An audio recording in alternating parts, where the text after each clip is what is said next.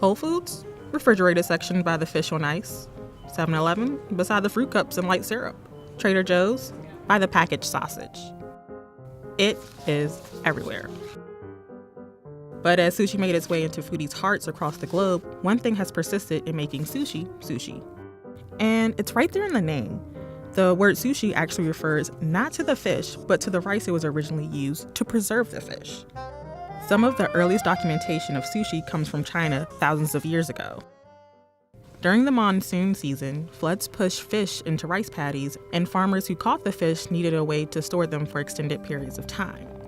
So they salted the whole fish, packed it under weights with cooked rice, and sealed it in a barrel.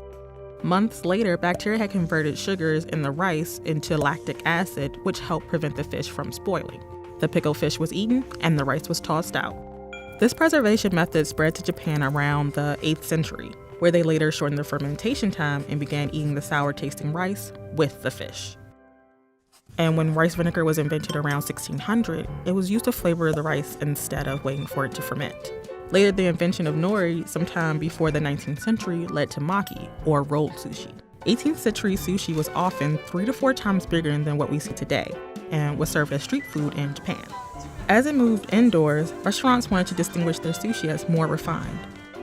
So they started making the petite nigiri we know today. Only after the invention of refrigeration in the 20th century did raw fish sushi become more common. In the 1960s, sushi landed in the US and ended up at the first American sushi bar, Kawafuku, in Los Angeles' Little Tokyo. It eventually became popular all across the US by the 1980s, and the rest is history. Sushi rolls in particular are continuing to make their mark in American cuisine.